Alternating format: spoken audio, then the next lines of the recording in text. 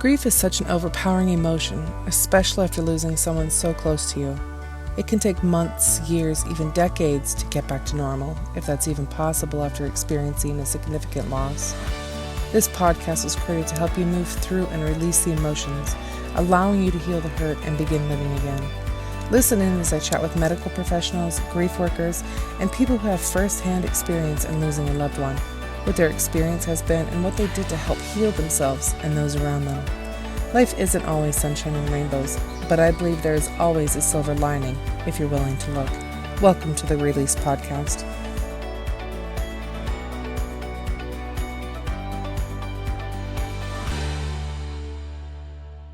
Welcome to another episode of Release Grief Podcast. I am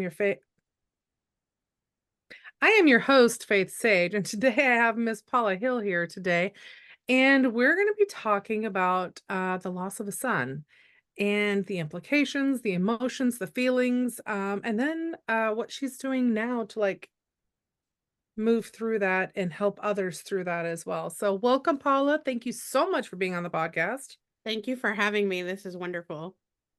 Yeah, it's, I said it on another podcast, but it's so interesting to me that I put up a post about talking to people that have had grief, that have lost a child, that has lost a significant loved one or a way of life or whatever.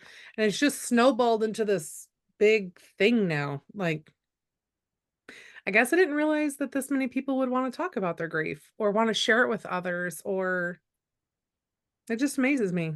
Yeah, when I first started, that's all I talked about was my grief, and Mm, um I didn't realize a lot of people don't. They don't want to talk yeah. about it.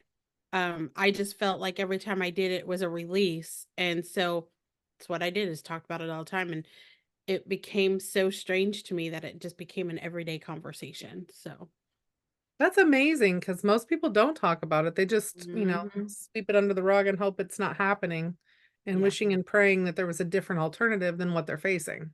Mhm. I think my faith kind of pulled me through that as well, and there are a couple of signs, and we'll probably get into that later.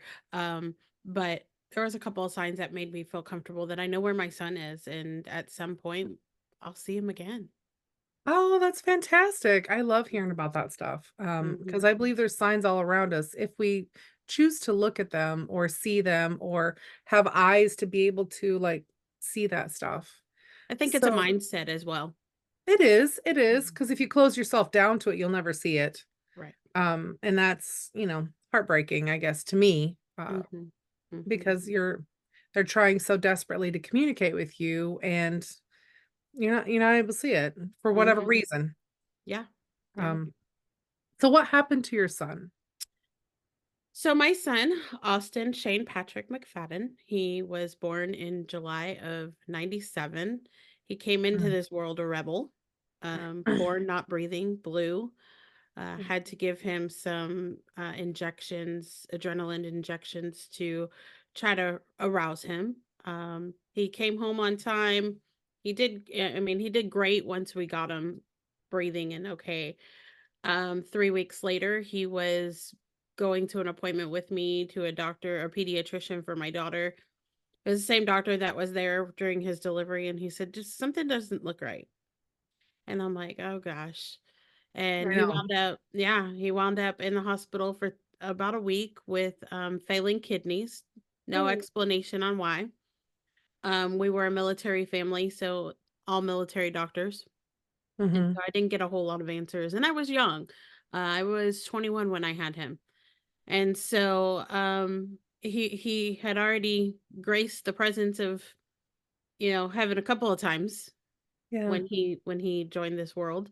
Um, Growing up, he was just trying to find himself, who he was. He battled depression and anxiety, um, on and off. It was never something that was completely a constant battle. He found joy in things. He was a self-taught musician. He knew how to play the guitar. He fiddled with some piano stuff, but he wasn't fond of the he wanted to be a tattoo artist at the young age of 7, where I told him, "Absolutely not." Like, that's not a at that time, it wasn't something where you could make a living. If it was, a part-time gig, okay, great. And he's like, "Mom, just watch. I'm gonna do everything you tell me not to." And so, Oh. um, he wound up into the car scene by high school. Mhm. Um, that's where my husband and him really started a bond. My husband is their stepdad, all 3 of my children.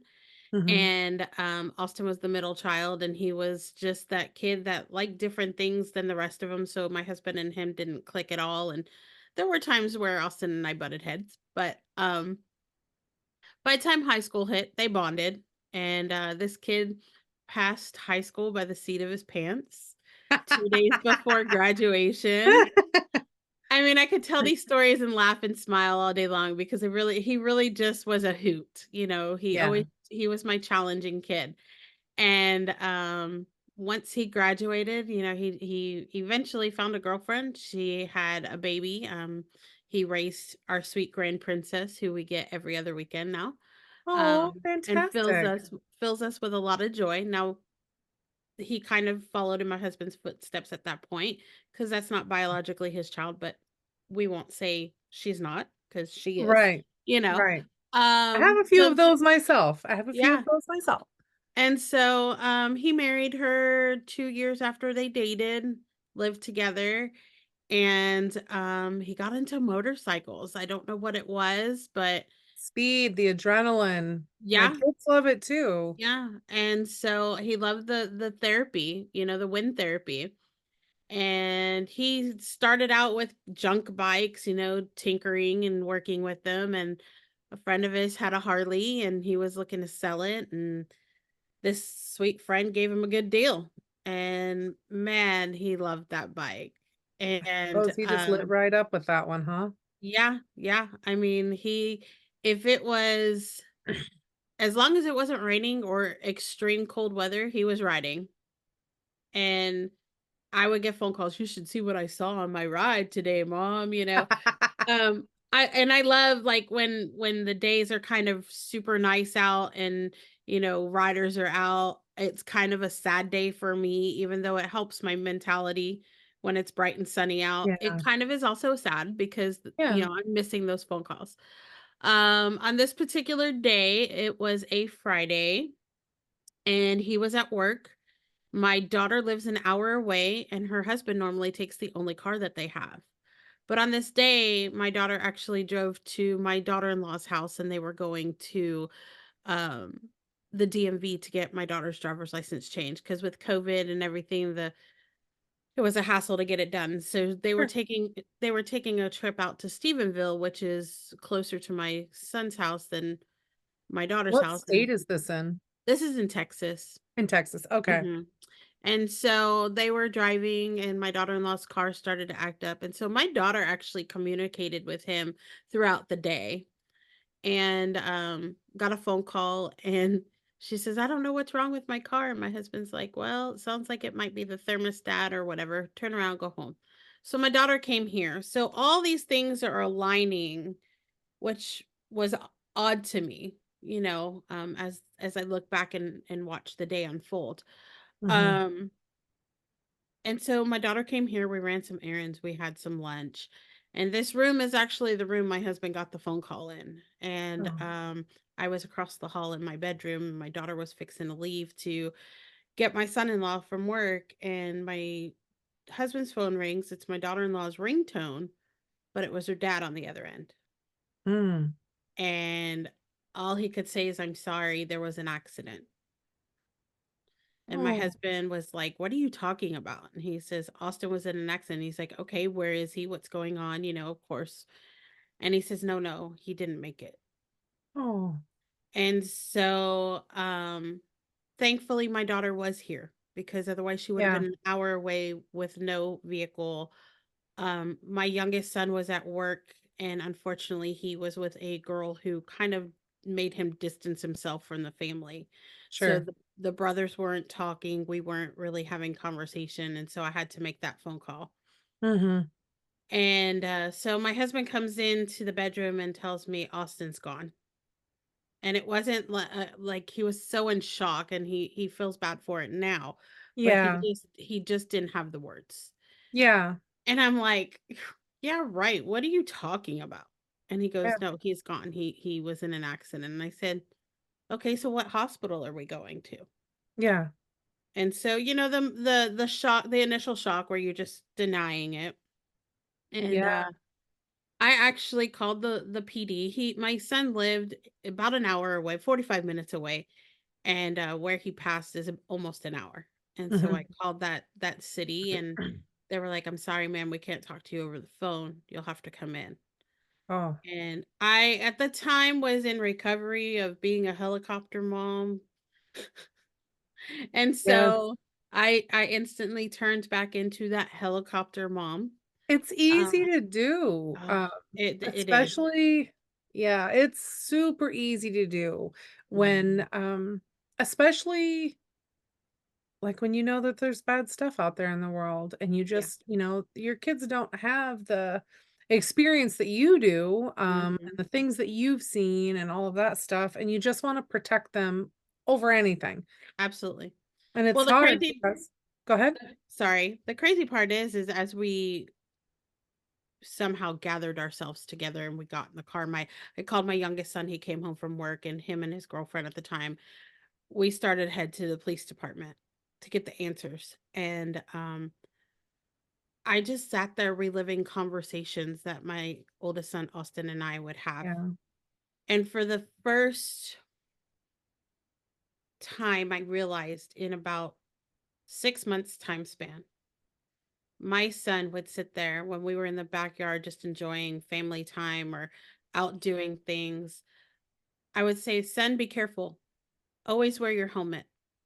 And he'd say, "Mom, if I died today, I'd die a happy man. I'm almost 25 years old and we don't live till we're 60 anymore in this world. And the world's going to hell in a handbasket and I can't fix it on my own. I know right. where I'm going, and trust me, my family is my purpose. I'm always going to come home to them." And he repeatedly said this over a Mhm. 6-month time span. And so I'm thinking, wow, did he really know something was going to happen?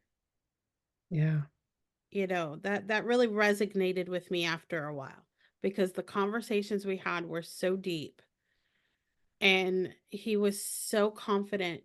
I know the Lord, I know where I'm going. yeah, And so we got to the police department, and I think he was the sergeant, the head sergeant, came and greeted us and sat down with the family. And I'm asking all these questions and he's answering them. But the one that I needed to know is my son whole? yeah. And he said, "I'm sorry, what?" And I said, "Was my son decapitated?" And he says, "I can't answer that." And I said, and I kept asking it, like, I'm that mom. I want to know it all. I want to know what happened. And my husband actually had to stand up and say, "I think you just need to answer her question for her." And he said, "No, but he is dismembered." Oh. And I think those words were what got me. Those words were like, "Okay, this is real." So, was it a one vehicle accident? Was it just him or was it another vehicle involved? So he was on Did he his have his helmet on? Like, all the things. so he had just gotten his bike back on Okay. Wednesday. The accident happened on a Friday, and he had gotten up to go to work. He drove construction trucks, Okay. specifically concrete. And he got up that night. It was 11 something from my knowledge. And my daughter in law said my granddaughter wouldn't go to sleep. And it's something that she's never done before. She gave him the biggest hug ever before he left Mhm. for work. My Kids know son, these things. yeah. And my son said, "I just don't feel good." And my daughter in law said, "It's probably your allergies. Take some meds and, I'll see you in the morning or see you tomorrow." And so he rode his bike for the first time since getting it back, and it had been in the shop for a while. And he went to work and he got off earlier than normal. It was weird. Um, did his runs, did what he had to do. He was on his way home, and there was, I guess, a big rig in front of him, pulled out in front of him. I don't know that part of the story.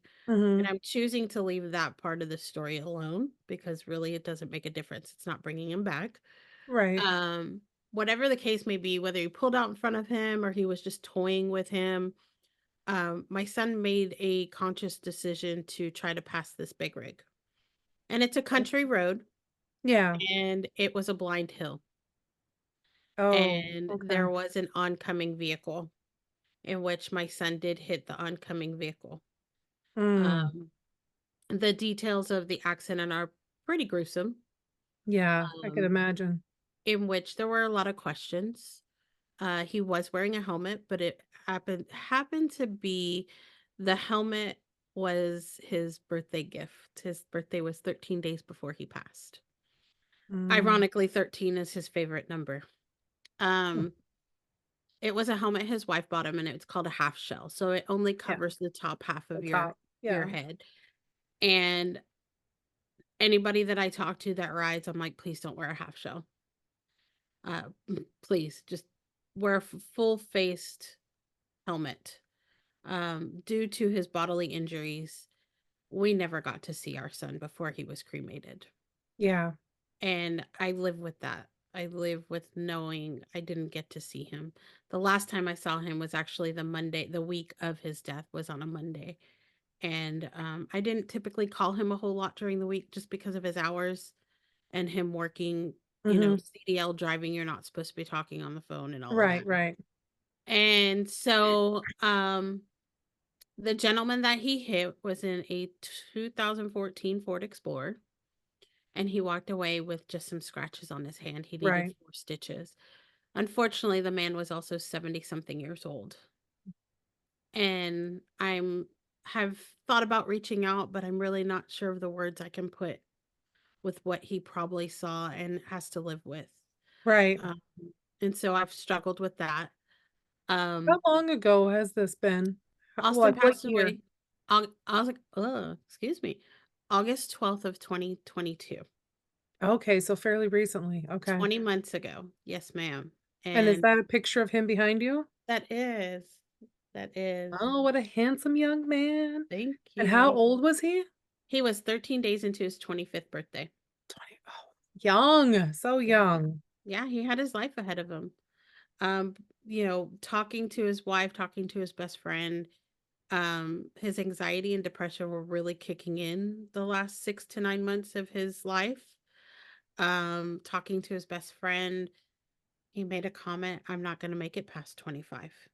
This is the year. So there's a I've lot of heard things, yeah, I've heard, doing these podcast interviews and talking with people, it's almost like sometimes people know, like they just know. But I think that, I mean, they know up to a certain extent, right? but they don't know like circumstances or timing or anything like that. And Um, that's why I think his anxiety was through the roof. If he yeah, if mine would he be had too. that, if he had that feeling of, okay, I I'm know it's 25. coming. I've It got, 12 months in mm, which, something could happen. yeah. Yeah. Yeah, And yeah, oh my so gosh. just knowing all of these details, 13 was his favorite number. He passed away 13 days into his 25th birthday. He passed away in the country. His goal was to get a double wide trailer on some property and live life. Now he's in the middle of the country where there's pastures all around him. Yeah. Um, and so it's bittersweet for me. On the way to my daughter-in-law's from the police department, I had made a couple of phone calls. We're very involved in our church. We had a very, very large community at the time. We were very blessed to have, literally, when we came home from her house, there was about 50 people in my front yard. Oh, okay. But we went to her house first, you know, and me being the helicopter mom, I walked in and the first words out of my mouth was, "Oh, baby, I love you. And I know this is new, but we got this. My church said that they'll take care of whatever we need." And about a year and a half later, I had to, apologize for that because I basically was coming in to take control, and that Mhm. wasn't my intent. I just wanted her to feel comfortable knowing she doesn't have to have that Stress over over her it. head, Yeah. you know. Um but we eventually left there. We didn't spend a whole lot of time there. Um, she was very much in shock, as we all were, Yeah. and kind of, I guess we kind of felt like it was shut off. Like she just kind of, the shock made her distance herself a little bit, which is understandable. I'm not mad. I was kind of then, but I've worked through that. Everybody's grief is different. Everybody reacts different, and you have to respect it. And so Yeah. we had conversation about it, and we're in a good space now. Came home from her house, and we had people with us literally for probably 2 to 3 weeks, Yeah. from the time that we woke up till almost midnight every night. And If I'm honest, when that happened with us, it was exhausting. To be I was 100% honest. I I was mean, I was exhausted. I know they mean well, and they don't know what to do, and they want to just be by you because I think a lot of people are afraid that, um, you may take your own life Mhm, because of the grief and the anguish that you're in, and, mhm. I mean, that's a very valid concern. Don't get me wrong, Absolutely. it's a very valid concern. But I know for me, I like my solitude, and that's where I go to, like, figure my stuff out is Mhm, inside and quiet and, and to have all these people in my house, or in our house, I should say, was I mean, I felt the love. I mean, at the time, I didn't feel the love because I mhm. felt nothing Right. that moment, but after the fact, like, it did make me feel better knowing that, so many people cared about us, Mhm. and so many people were worried about us. Right. I think for me, at the beginning, it was comforting, Mm, because quite honest, if I didn't have my faith, I wouldn't be sitting here talking to you today. right. My worst fear after having my daughter, who was my firstborn, was losing a child. Yeah. And my worst fear happened. And don't Mhm. get me wrong, I mean, my husband had the thoughts before we even left for the police department, and he was very Yeah. honest with me about that. And I have permission to share that. I, on the other hand, stuffed it and rolled with it. And when I had people in my front yard, and in and out of my house, I think the worst part for me was having to tell the story Yeah. to every person that came up. What Yeah, because they happened? Are wanted to you know. okay? Or what do What you happened? need? What happened? Yeah, what do you need? I'm not even thinking about what I need in that moment. Like I just You're not thinking of anything at that moment no, except that no. you want your child back. That And is literally so it. I call her my sister. She's a spiritual sister of mine. She actually lived in Georgia, but she was moving the day that this all happened. Okay. And I said, "He's gone, he's gone." And her name's Christy. And she said, "What are you talking about?" And so I told her, and she literally drove to her new home, dropped off her U-Haul, grabbed a few things to throw into a suitcase, and drove all the way back to Georgia, made a flight, and was here within like a day or two. I mean, it Mhm. was, and had I not had her by my side, because she really became my voice and my protector, Right. um, she she helped me because I couldn't, the grief became anger, and my daughter-in-law and I, her trying to process things, me trying to process things. It wasn't pretty. And No. so I had Christy, my sister, just walking with me and holding my hand, and God's got this, and feeding me, every step of the way. And my kids' father, I had to call him and tell him that day, and that was extremely hard. We didn't have a good relationship, friendship. We ended on bad terms. I called his wife because I tried to go through her rather than deal with him, but I couldn't get her to let me get through to him. And so I just called him. And unfortunately, he was at work, and I had to break the news to him. And in a couple of hours, we're going back and forth, a lot of phone calls. That's tiring. Yeah. Um, And, like, the next day, he said, "Okay, I'm coming in this day and this day, and, you know, let me know what's going on." And so through all of the ins and outs of people coming in and trying to love on us as much as we loved it at that time, I just wanted to be left alone, figure things out. I actually called one of the sweet ladies from our church and I said, she doesn't want to have a service until the ashes are in her possession. That could be 6 weeks from now. And I was like, I can't go 6 weeks living in this. I said, his father's coming from out of town. These are the dates. Is it okay if I do a celebration of life? Would that be wrong of me? And she's like, absolutely not. Faith, I didn't lift a hand for anything. These people took care of me. Yeah.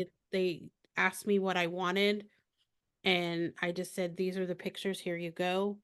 Austin's best friend from elementary school, his mom did the slideshow, the lady from the church, what Mhm. colors was his favorite, what do what are you looking at? Gave her insight of what I would want. They rolled with it.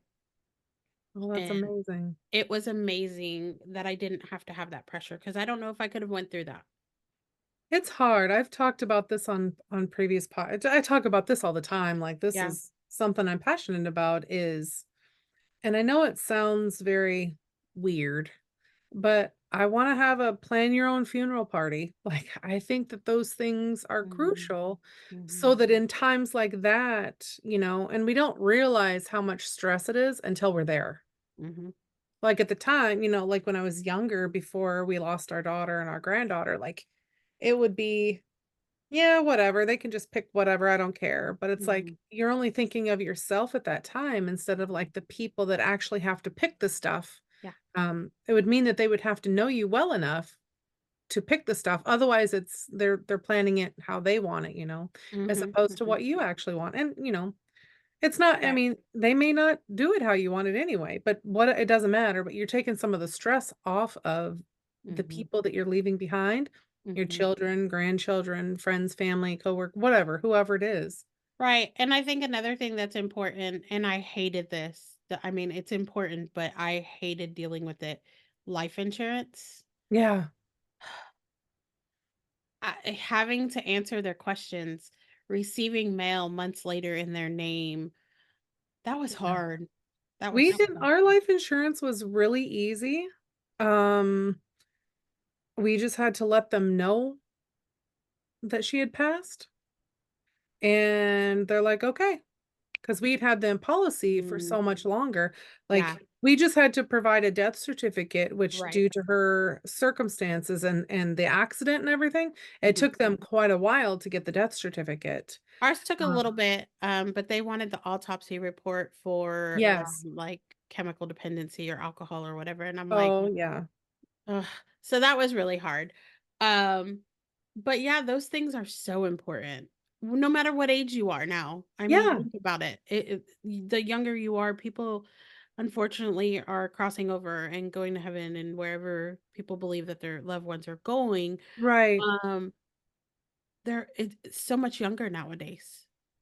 It is, I think that I would like to see them talking about things at such an early age, like, even Mhm. kindergarten, like I mean, obviously age appropriate at that age, Right, right. but I mean, that way it's not such a foreign concept to like Mhm. I always I don't know what I thought, but I think at one point before we lost her, it's like, "Oh, we'll just live forever," you know? You know Mm, that you're gonna die, yeah, yeah, but you don't think of it like that. At least I didn't. right. Like, I didn't think of it like that until, like, my father passed away in '05, and then we lost Cassandra in Mhm, 16, and it was, when my father passed, that was huge for me. mhm. But then we lost our daughter, and I'm like, "Oh my gosh, I guess I just thought that I would live until I'm 150 years old, or something like and everyone else around me would be passed on, and it would be fine, and I wouldn't have to they wouldn't have to deal with anything. You're invisible. Everything, It doesn't happen like that. No, it doesn't, and that's the thing, like, I was at church. He passed on a Friday, I was at church on Sunday. People were like, Yeah. "How are you here?" And I'm like, "I need Where to else am be I gonna here." go? What am I Yeah, gonna do? yeah. I sit in my 4 walls and think about like, literally, I wasn't sleeping, I wasn't eating, so why not just, go to church, try to live a little bit on a normal side. Yes, it's not normal when you have people coming over and asking questions and hugging you and all of that. But I was able to still function a little bit. I think Mhm. that might have been the denial at the time. I don't know. Um, but as people started to drop off, Yeah. And I they do. and they do quickly. Mhm. I will say for me, just people that, oh, how are you today? Mm, today's not a good day for me, but thank you for asking. I'm brutally honest because I'm not gonna sugarcoat it. And Yeah. I find a lot of moms, even dad, well, dads are a whole nother story. But with moms, I find that, they're telling you, oh, well, I just say I'm fine because, I don't want to be a burden on people or I don't want them to think differently of me. And so one day we were driving down the road and a song came on. We were actually headed to pick up our granddaughter who lives 7 miles from the crash site. And I turned around and I looked at my husband and I said, I think we need to start a foundation. And And how we were long had this been? How long had this been since your son's passing? probably 5 months in, Okay. if that. Sure. Um, we didn't start the foundation and get the documentation until February 15th of 2023. Okay. However, I was literally working on it from the day that my husband and I talked about it all the way until then. So it was Yeah. all work in progress, all the paperwork, all the good fun stuff. Um, but he looked at me like, "What?" And I'm like, "Okay, hear me out. I know this sounds crazy, but I think we need to start a foundation where we're walking with parents who lose young adult children, 18 to 26, in an automobile or a motorcycle accident. There is nothing for people that lose children No. that are older. You No. have you have the diabetes, you have the cancer, you have the children groups that people lose children for whatever reason. But when they're past that 18 years of age, there is nothing in our community anyways. There's nothing. No, there wasn't for us either. It's it's different. It's odd. Like, Mhm. I think probably because there's no short name to call it, like no small catchy Right. little phrase or whatever. Yeah. And so And he just kind of looked at me and he was like, "Okay, what would we do?" And I'm like, "I haven't gotten there yet, but we'll get there." give me a moment. Um, I will brainstorm this to death and we'll have it. It'll yeah, be fine. yeah. And we talked to a group of his friends that were really close knit in the car community and I was like, "Hey, this is my idea." And they were all for it. Now not very many of them are even around. They're busy with life. Sure. Um, but I was like, "Think of names and come back to me." And they're like, "Oh, okay, okay." And they got really excited. And I was like, "Okay, all right, we could do this. Like, I am going to honor my son and continue his legacy for his daughter." That's all there is to it.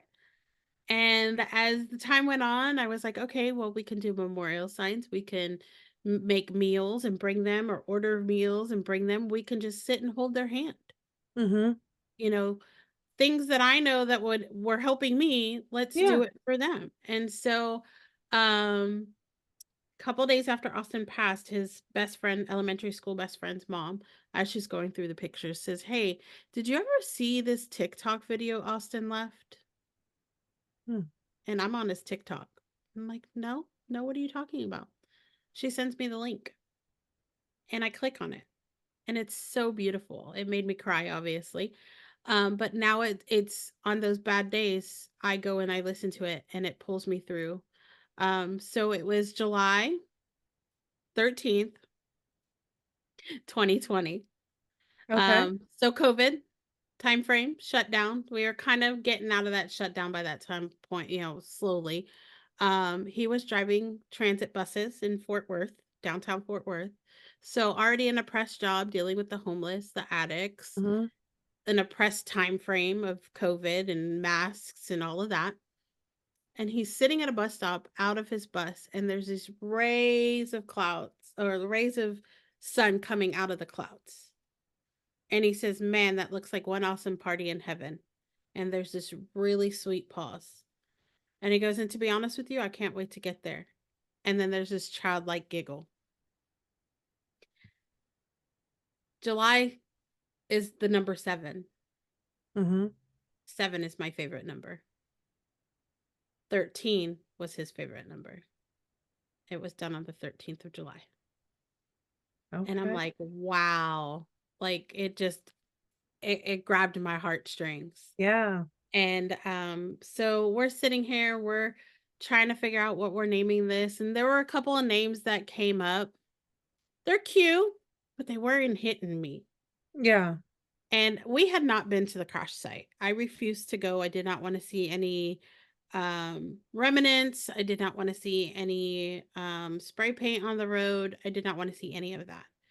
And so because the accident was in August, I waited until November to go out there. And Thanksgiving was his favorite time.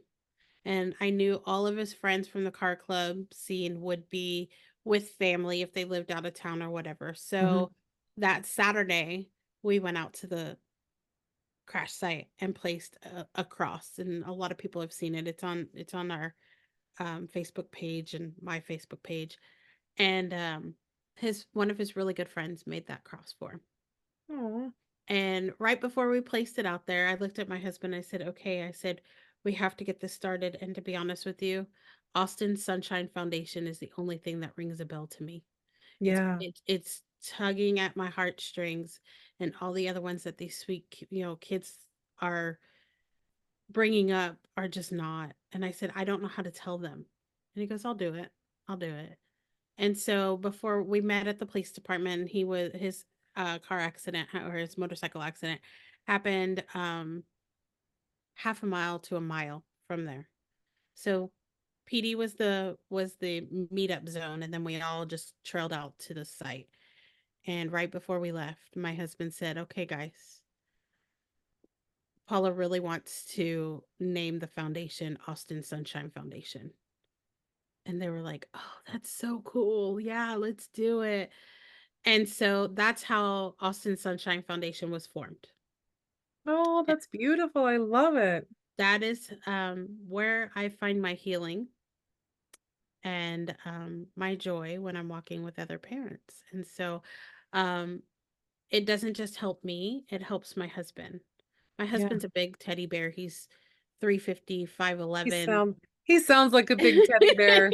Very emotional. His kids were, Mm. are his life. And um, he had a hard time with his grief because, of course, at first he was stuffing it and he was trying to make sure I was okay and the other two kids were okay. And how were we going to function on a daily level? And then he started to finally come out of his shell and he was starting to show his emotions. And he was like, I just want other men to realize that this is okay because there's such a stigma on grief and men with, crying. And Yeah, he's like, I want men to know that it's okay to be vulnerable and it's okay to cry. And I'm like, that's what this is going to be about. This isn't just for moms. This is for moms and dads. absolutely. And so I did all the paperwork. We got it taken care of. We got the finalization of its acceptance February 15th of 2023. And Congratulations. That's amazing. Austin's foundation was started. And we walked immediately with 4 families within less than 6 months. Oh, wow. Yeah. Actually, less than 4 months. And all boys, all motorcycles except for one was a young lady in a car accident. And I find that we have a page called DFW Scanner, and he like gets on there and talks, be careful of this accident, the road's blocked, blah blah blah, and he gives all the updates and whatnot. And there was a lady whose son passed away. I got the information. I sought her out, and it wasn't even a week into his passing. And I said, "Hey, my name is Paula. I'm with Austin Sunshine Foundation. Here's a little bit of background. You may not be ready yet, but when you are, I am totally here to hold your hand. I want you seen, loved, and heard." And we went to lunch or breakfast one morning, and I'm like, she probably thinks I'm crazy. But and she was Oh, very yeah, she I was was gonna say very I wouldn't emotional. think so, but like I mean, because when we found out about Cassandra, it was 2 officers came to the house, that was it. Mhm, Because she lived about an hour and a half from us, she had just literally moved out, 19 years old, so mhm. just starting her life. And, and ours were the officers came to the house, and when they left, they just left a pamphlet, that was all they did. And so at that point, we're all just, like, looking at each other like, "Oh my god, what the hell do we do Yeah, now?" yeah. Well, this lady was devastated. Her son actually wasn't identified until 24 hours later. Oh. So, there was a lot of trauma there, and, I Mhm, just "Hey, I'm here to just listen. I'm just mhm. here for you to cry. I'm gonna buy your breakfast. Let's go to breakfast." And so my husband and I met with her, told her, what our foundation, how it was formed, our son's story, um, what we're looking to do. And she now walks with a smile a year later, um, joins every Zoom that we do and every in-person meeting that we have. She's there. She's a huge supporter. I've loved watching, even though people think grief's there to destroy you. Yeah, they do. And it's not. My purpose through all of this is to normalize talking about grief, to normalize knowing that you can have two feelings, joy and sadness or whatever they are, And they and you commingle can together. and it's okay to have both of them. And so through all of this, I met a local mom who had a book, and you might have had her on the pod. I think you did have her on the podcast not too long ago, Melissa Hatcher.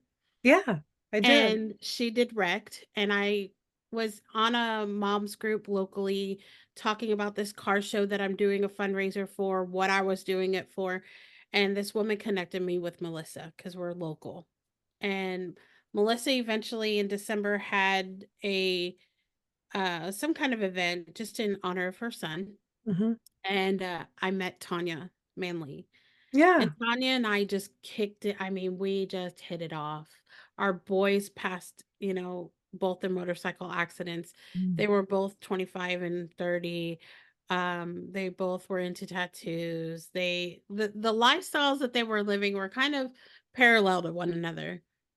And so we just hit it off. We started communicating. I went to a Zoom meeting for Grief to Hope with Hope, Mhm.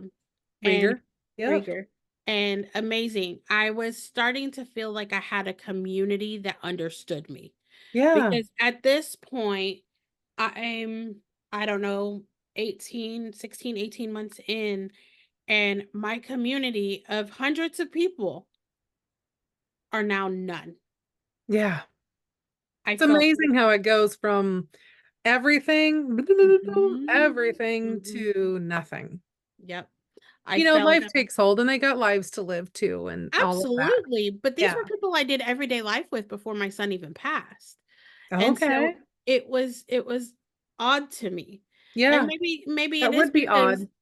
it is because I say Austin's name every day. But this guy right here, I wake up thinking about him, I go to sleep thinking about him, just like I do my other kids.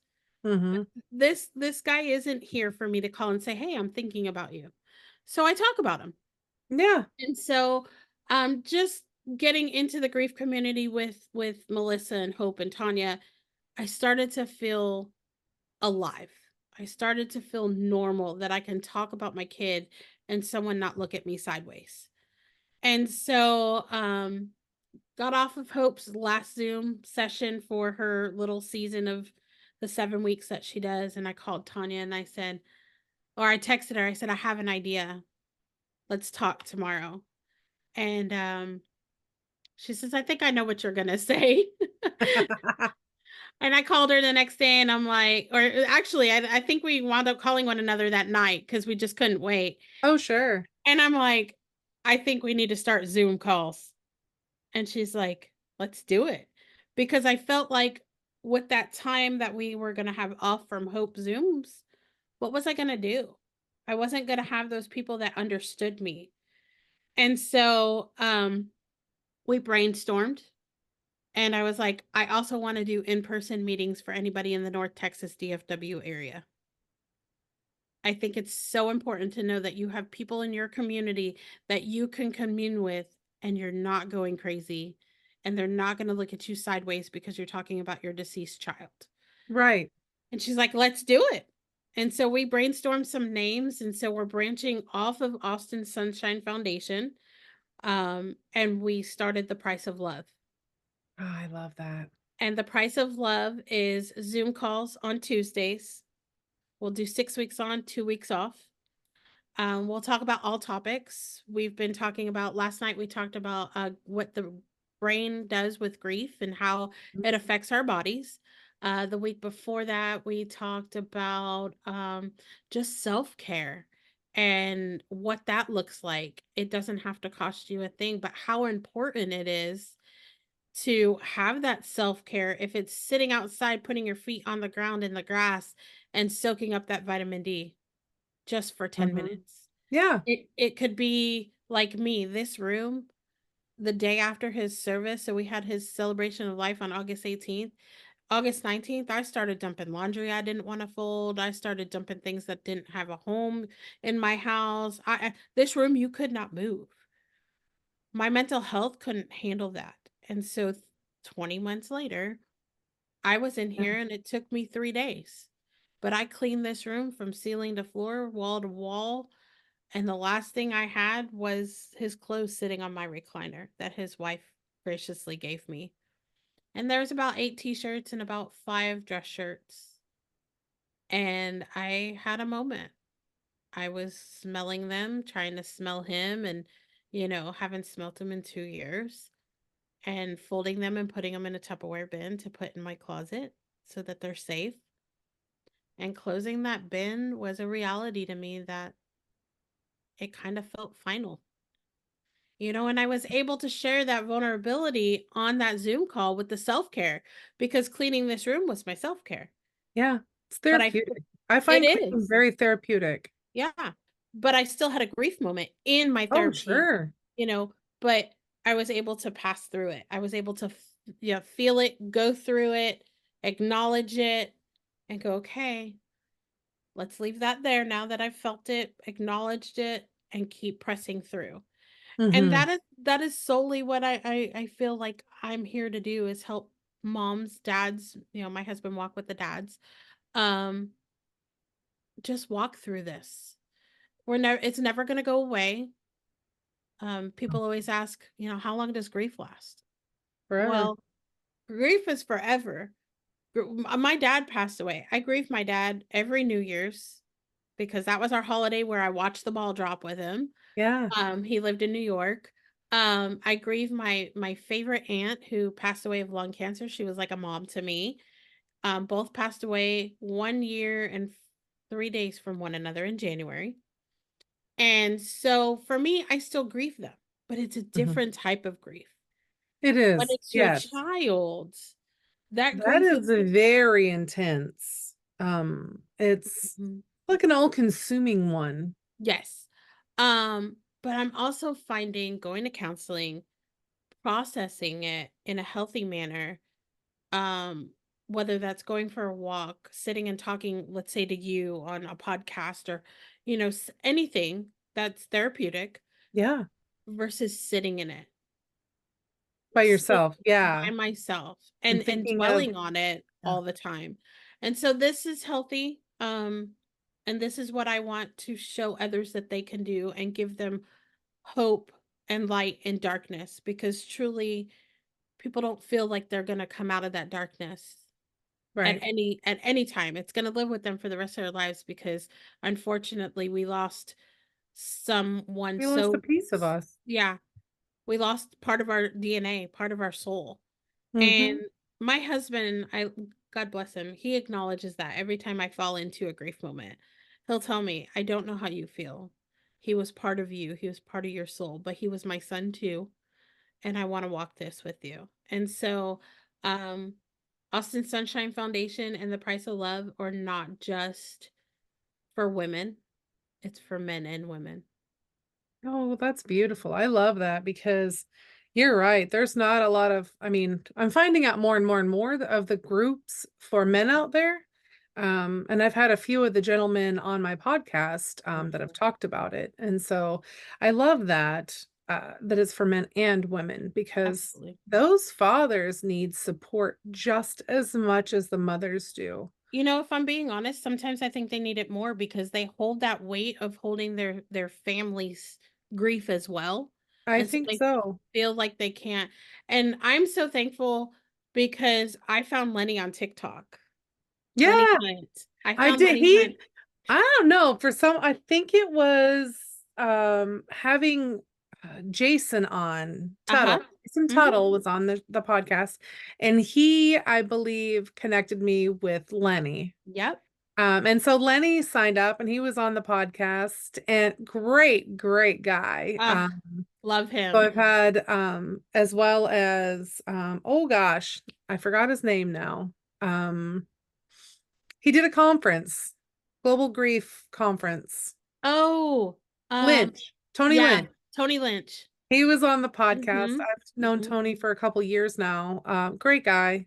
Mhm. Uh, Doing quite a bit of work, those Yeah. three are, I Yeah. know. And So through all of this, I had been watching TikToks of Lenny, mhm. and when I started, when Tanya and I started our journey together, she actually physically introduced me to Lenny, who Oh, nice. who I introduced to my husband. Okay. And I mean, to watch these men, Jason, Mr. Lynch, my husband Brian, and Lenny just collaborate together. Oh, that's your house. There was the That's fourth person that mm, I didn't know who that was. I have never talked to him. that's my husband. Okay, that The makes bald sense now. guy? Yeah, Yes. yeah, All that's right. my All right. husband. And before that even, before that even morphed into what it did, him and my husband, Lenny and my husband, were talking back and forth because, Lenny does grief coaching, Yeah. and he actually encouraged me to go get my certificate, and I'm 7 hours away from doing grief coaching as well. But he helped my husband just see, because my husband felt lonely. He's, Yeah. he's a big guy talking about grief and people just didn't want to hear it. Men were shutting down, and here's Lenny very vulnerable telling his story, and Yep. he helped my husband. He fed into my husband, and then all of a sudden, the Grief 101 became a pod video. And Yeah. I oh really my, like him. He sent me a couple of the snippets and they're amazing. yes, yes, and I'm so excited and I just need you to know my husband is not a social media person. Doing a YouTube, getting on Facebook and talking to people, that was not my husband 3 months ago. Absolutely not. Look at that little social butterfly I'm moving all telling about. you, and it's crazy because it brings me joy and sadness. It took us losing a child to Yeah. connect with some amazing people that, we're growing out of the people that we were into something else. Absolutely. But if that's what it takes to help others walk this journey, Yeah. let's do it. I agree. Let's do it. It is so, everyone says, "Thank you so much for what you do." Please don't thank me. Yeah. Like, Yeah, it's that's a bittersweet moment. It's like, mhm, you're welcome for everything. Unfortunately, it cost a lot. It was a pretty yeah, penny that I paid to get to where I am right here. absolutely. Um, Absolutely. and it's like, do you change things or do you not? So I just don't even ask that question, because Mm-mm. Mm-mm. there's no, I don't have any alternatives Right. at this moment in my life. So Mhm. I have had an absolute pleasure chatting with you. This has been so amazing. And I love all the things that you're into. I love the ways that you're supporting the community, and just giving back to everyone and just loving on them. It's beautiful to see. And your husband stepping up and doing the same thing. Mhm. I find it absolutely amazing. Thank you Well, so thank much. you for And here having I am going to me. say, thank you so much for all you're doing after I just said, anyway. Yeah, no, no, I thank you just, for having me. It's a pleasure. I'm just grateful we get the story out there and let other parents know it's okay not to be okay, and it's okay to yeah, have community that's surrounding you. And I truly believe that in this journey, especially, it's important to have people that are, I don't want to use the words below you. They've come after. You've already been through Behind you. something Yeah. behind It's you, come behind you. and you have people ahead of you, and I think it's Yeah. important to surround yourself with both so that you can grow, they can grow, and the people in front of you can, you know, be inspired. Yeah. We're blazing trails, Mhm.